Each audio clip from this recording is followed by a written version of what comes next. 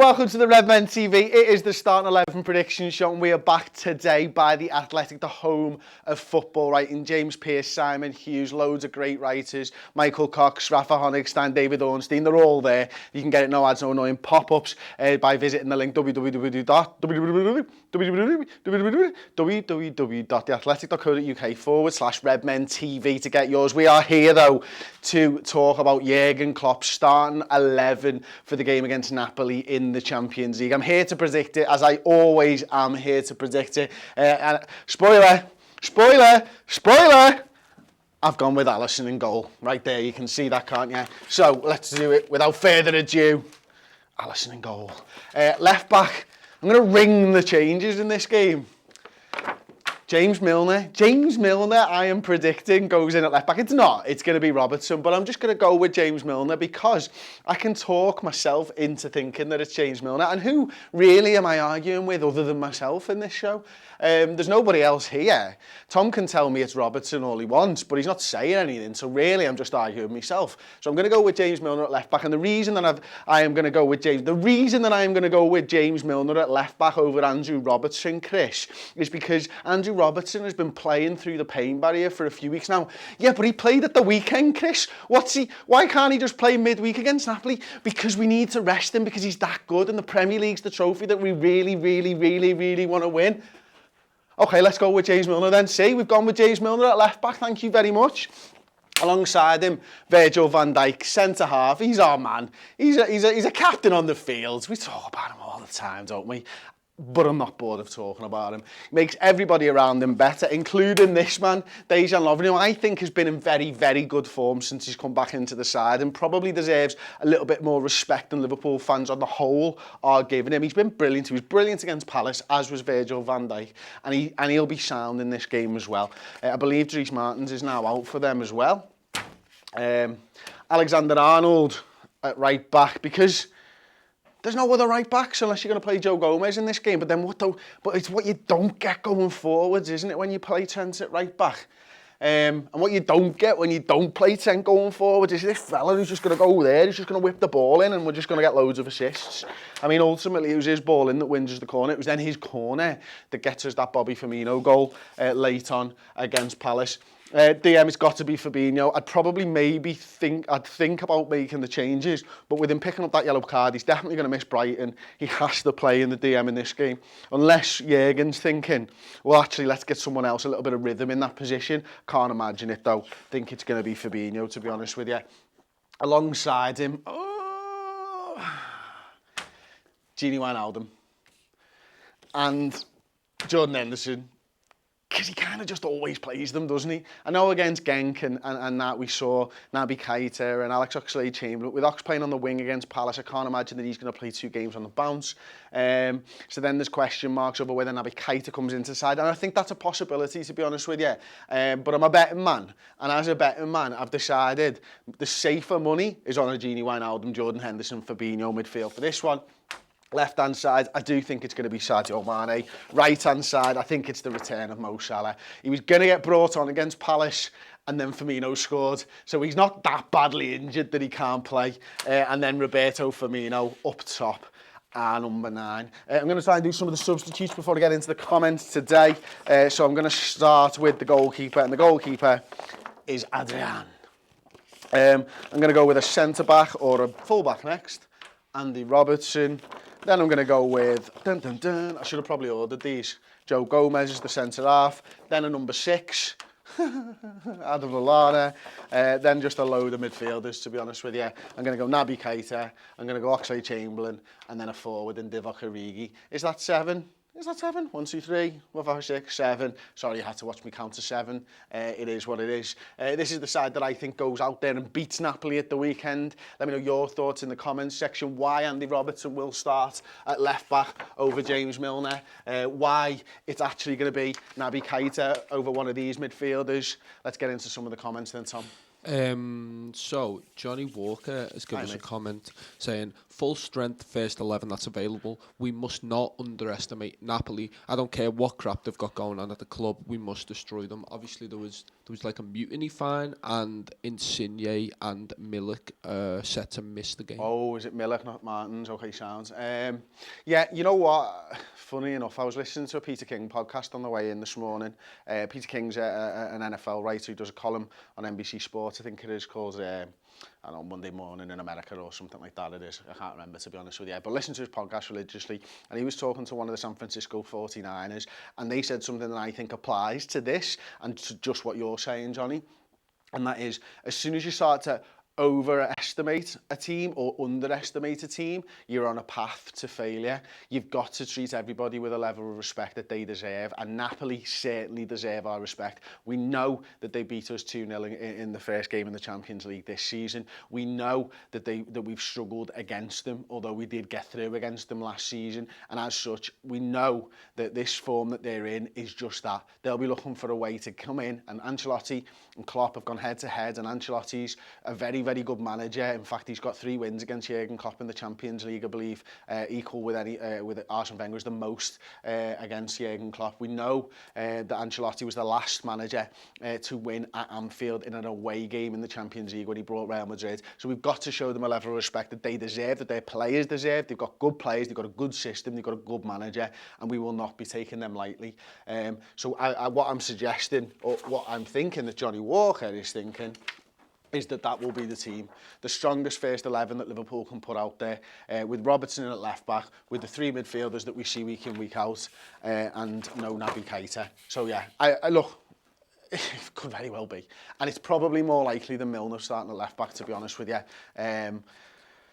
Okay, yeah, you've convinced me, Johnny. You've convinced the 2 Chris's that actually Andrew Robertson is going to play left back and James Milner is going to play on the bench. Anyone else? Convince me something else. Convince me of something else. More defending stuff. Wallpaper says, would like Wallpaper? To see, I know.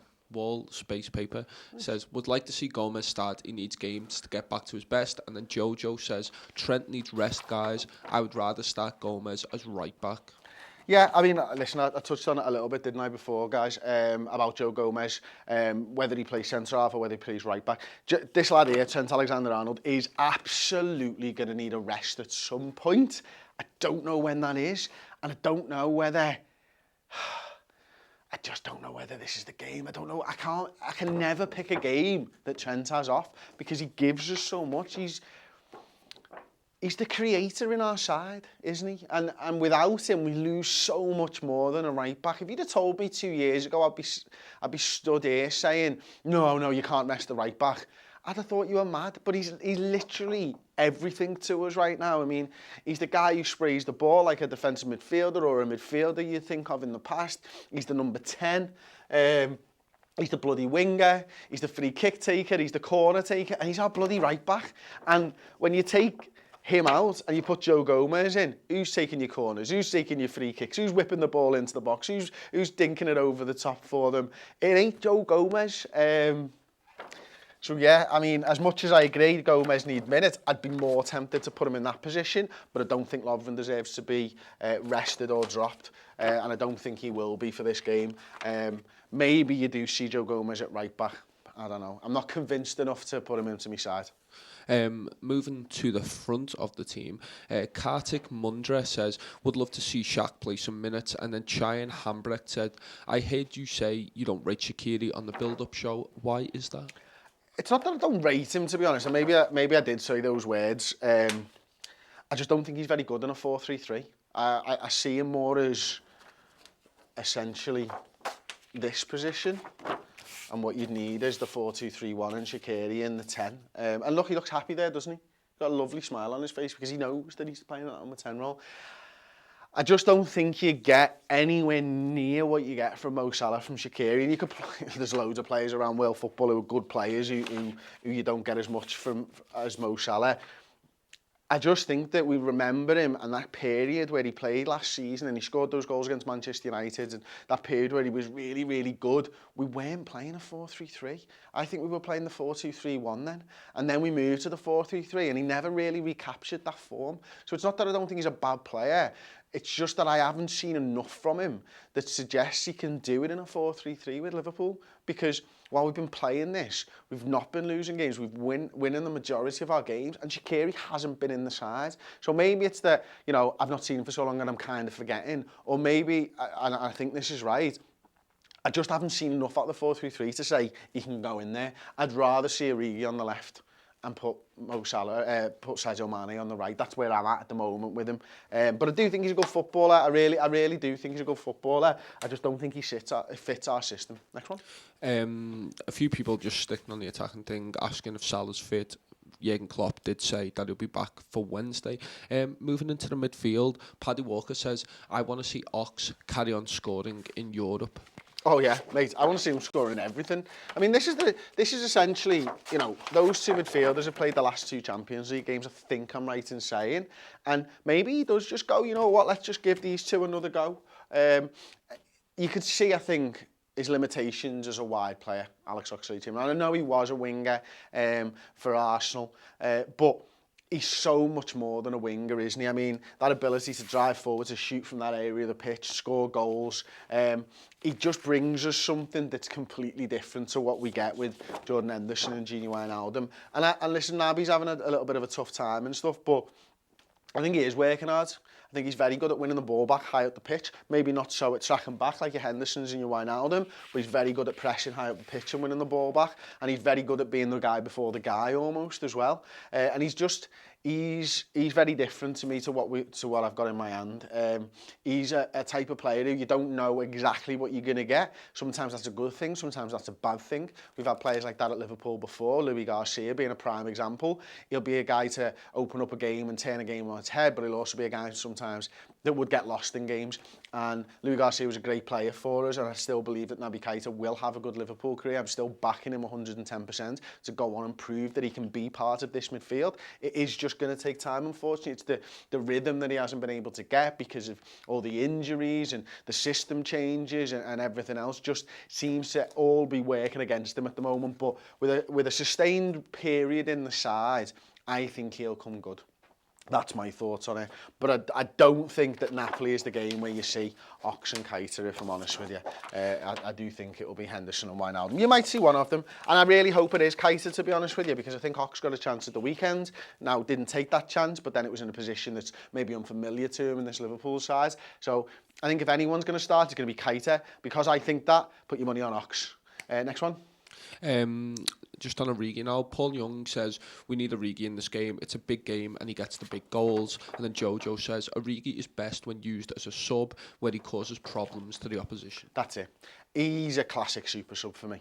I think he's a guy who comes in, who doesn't take long to get into a game, who maybe probably watches the game intently and looks at people's tendencies. So maybe look at a right back and where he's favouring and how he wants him, and then does the opposite of that. He's a guy who's quick, who's got power, who's got skill, who loves to get into those shooting positions and get a goal.